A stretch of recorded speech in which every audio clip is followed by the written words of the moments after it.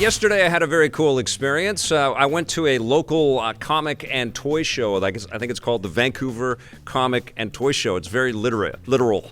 And I had a good time. It was at the Forum at the Pacific National Exhibition area in East Vancouver. And I cruised around and found some cool classic video games, which I'll be talking about pretty soon. And I stopped by the Toy Traders booth, and we have friends there. We've shot at Toy Traders, which is one of the coolest places that you can pick up toys in the Vancouver area. And Matthew, who runs the store there, who I've known for years, he's a great friend of the show, he said, I know how much you love Batman, and I would love it if you took one of these home with you. And he gave me this Batman statue, which he saw me admiring. You know, I was admiring a lot of stuff. That Vancouver Comic and Toy Show, you know, it had a lot of stuff for me. I was very, very excited to be there. But he said, why don't you take this Batman statue with you, and maybe it would look pretty cool on your desk. And I said, okay, that sounds cool to me. And so here it is, and I'll just unbox it. It's pretty straightforward, just a plastic cover around the statue itself. It has a pretty rad gargoyle front there that Batman is standing on, a little gargoyle mini statue. And I don't know who the artist is, but it's got a Neil Adams kind of super hyper realistic kind of vibe to it, and I just freaking love it. I also like the long bat ears, which represent an era in Batman history that I think was incredibly it was the darker area, right? It was what led up to Frank Miller kind of re-envisioning everything and shortening the ears in the 80s and making him even more of a badass, in contrast to the work that artists like Jim Aparo and especially Neil Adams were doing in the late 60s and the 70s. So this has got that kind of a vibe, although it has the more modern bat symbol where they took off the yellow. Incidentally, that yellow was always just used as a trademark thing, because they put the yellow around it because they couldn't figure out how to trademark just the bat symbol. But Batman, celebrating 80 years, 80 plus probably now, right? Oh yeah, it was 1939, so it was 80 years. Bam. So there it is. Thank you so much, Toy Traders. This Batman lives here now. And speaking of Batman, which I often am, the Batwoman TV show has continued on, and I've been able to watch a couple more episodes. I'm not fully caught up yet, but I wanted to sort of circle back and give you my thoughts on how things are progressing. I can tell you one thing that I've definitely noticed about this show. Ruby Rose looks like she was designed in a comic book. All of the angular kind of bone structure that she has, the facial mannerisms, the hair, she just looks so striking, and it's such a sharp look. Aesthetically, you can see why she was the right choice to be this character. She's still working on the performance. She's still working on the layers and the believability as I'm sort of entering into more of the episodes. And what we're finding out at the beginning of the season, and I don't want to spoil too much for people that haven't watched anything, and what I'm going to do is I'm going to put a bookmark in the review and come back and do a whole season review. It's been greenlit up to 22 episodes, so it'll be interesting to see how all of the performances kind of continue to evolve. But there is a familial drama at the center of what's going on at the beginning of Batwoman. There is this crazy Joker-esque character named Alice, is sort of in the mode of kind of a psychotic Alice in Wonderland, who has a gang killing all kinds of people in Gotham City. Bruce Wayne has disappeared, and there is a deep connection, a deep bond between Kate Kane and this Alice character.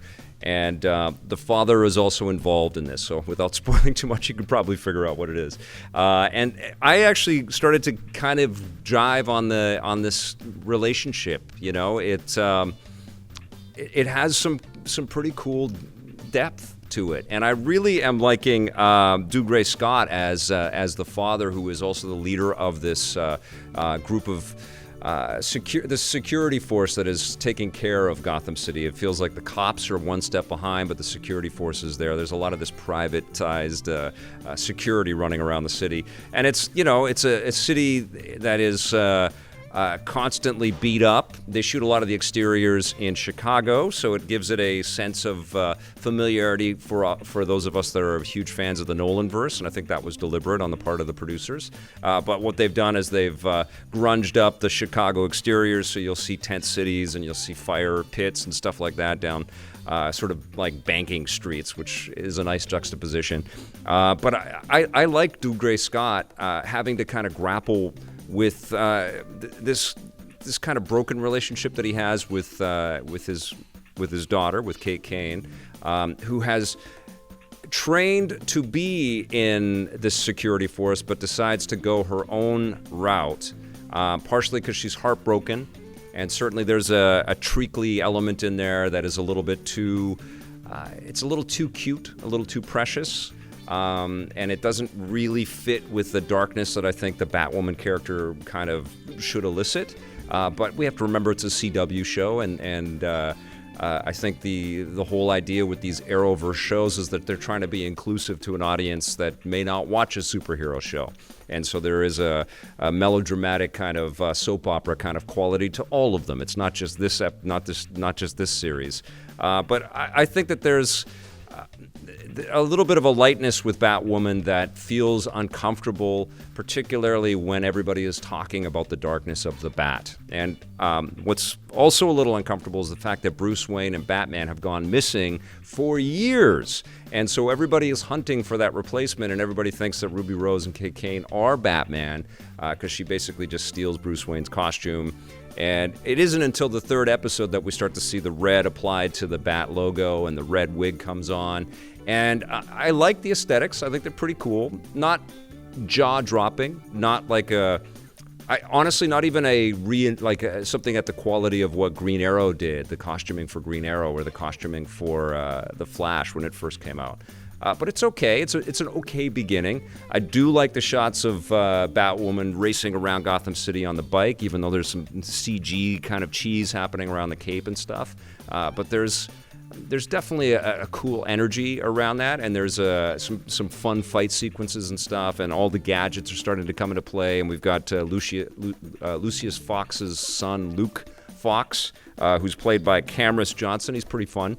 There's some interesting stuff that's happening early on in the season where he's in the Batcave and he's talking with Batwoman, and he honestly has to rescue her fairly early in the season, which I thought maybe they pulled out a little bit too soon, but I thought it was pretty cool. He has to what's the electrical juice where you have to put the juice on somebody to get their heart going again? What's that called? Yeah, he's got there's a defibrillator. That's a hard word to say. Defibrillator in the bat suit, and he has to press the button from the cave to get her going again. I thought that was pretty cool. One thing I didn't like is that Tommy Elliott, Hush, is introduced into Batwoman very early on, and this is a major character. This is a heavy character with a lot of weight, a lot of resonance across the comic lore and the Batman lore, and he's kind of just dropped in, and he's kind of he's lightweight, he feels like he gets beat up by Batwoman too easily, and he's relying on his gadgets a little too much, and the anger that he's drumming up against Bruce Wayne, it just felt a little bit manufactured. So there's pieces of this that I like, and there's, aesthetically, I think there's lots of cool things to kind of dig.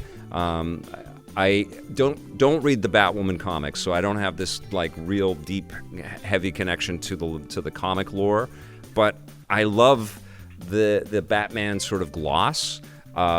It does make sense, especially if CW is going to be introducing a Superman and Lois Lane show, that we should also start to hear about a Batman show, and there should be a Batman introduced into the series. It just feels weird and sort of incongruous that he's always talked about, but he's never there. It gives Batwoman, and they're always kind of reinforcing that she's the replacement and she's, good, she's better because she's here. It just undermines her real value and her real place in there. Not that she has to be, the lieutenant for Batman, but if they put Batman in and they're equals, it will be a better show, and they won't have to have this artifice there, which is all based on licensing and when they're going to make a Batman movie. And everybody knows that when they're watching the show. Somehow they work Superman into Supergirl, and it's been just fine. So I think we need to do that same kind of thing with Batman in Batwoman, and Batwoman will be a better show. I don't know if this is improved from the first episode, but I'm still intrigued and I'm still in, and I still like a lot of the pieces of this, and some of the stuff is a bit cheesy, which I kind of knew going into a CW superhero show. I'm going to give what I've seen so far a 7 out of 10.